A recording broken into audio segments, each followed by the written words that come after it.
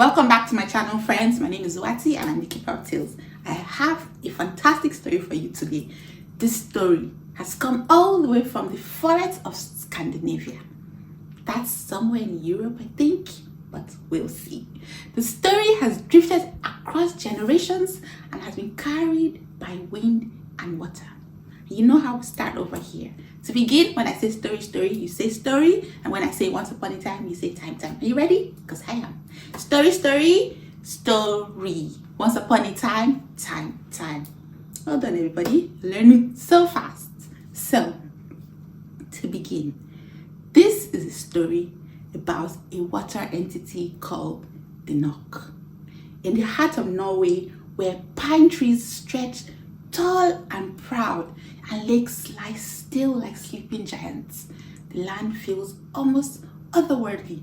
Snow-dusted mountains guard quiet villages, and deep fjords carve their way through the earth like veins of ancient magic. This is a place where nature still whispers its secrets, where the northern lights dance across the sky, and time seems to slow beneath the endless glow of the midnight moon. So, the Nøkk lives in this place. The Nøkk is a part of an old Scandinavian folklore, an ancient water spirit, very mysterious and enchanting. He's known by many names across the Nordic lands. In Sweden, they call him Näcken. But in Iceland, he's Nykur, often appearing as a ghostly horse.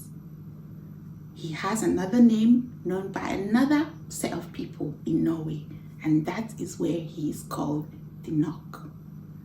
He lives in lakes, rivers, and ponds.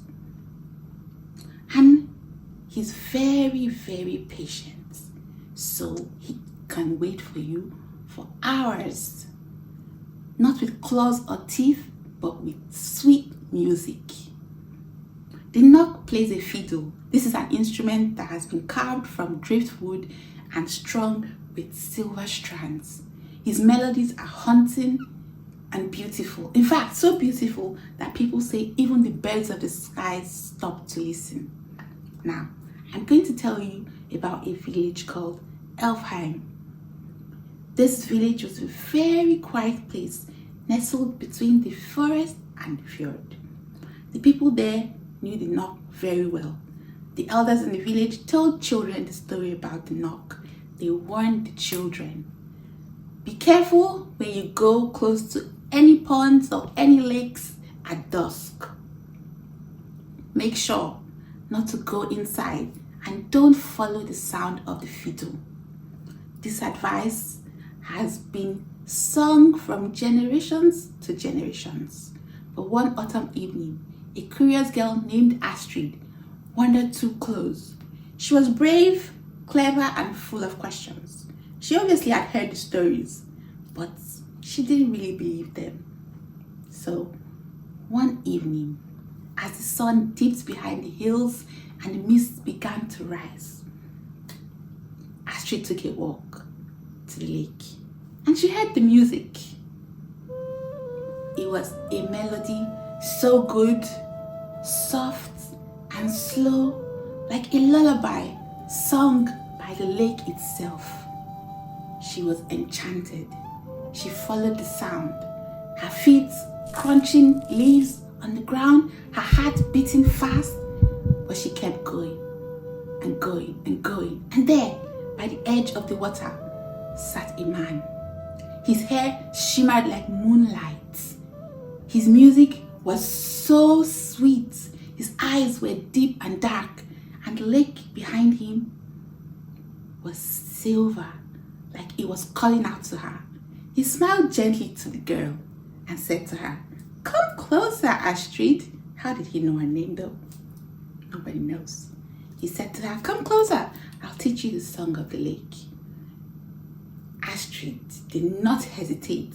She stepped forward, one foot after the other, one foot after the other. The music wrapped around her like a dream.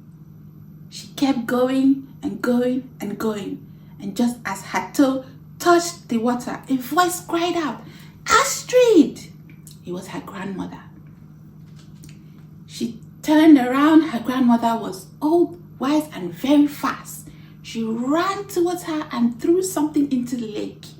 What did her grandmother threw in there? It was a silver coin. As soon as the coin got into the water, the Nøkk screamed.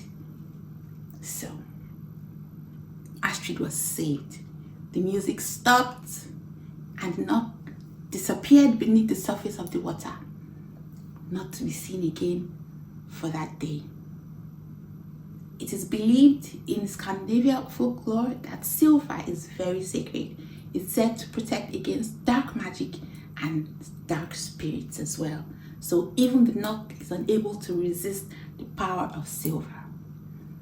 Astrid's grandmother was very wise and Astrid was saved. But Astrid never forgot the music. She continued to hum that sound when she was alone, when she was walking around. She loved the music so much that even when she grew older, she carried on. She would hum the tune to herself, but not as a way to remember the danger.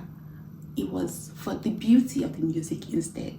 And so she kept on telling children as well to beware of the music by the lake. Advice that she didn't listen to, but she was the best person to spread that information to the younger ones as well. So when you hear music by the lake, it may be the Nøkk waiting for someone to follow. And even today in Norway and across the Nordic lands, that legend lives on. Some say the Nøkk still plays his fiddle on misty nights. Some people can swear that they hear the music when they're around a body of water. Others say it's just a story to keep children safe.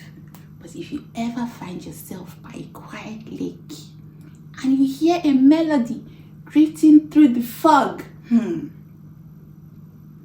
stop, listen, and remember Astrid. Don't do what Astrid did.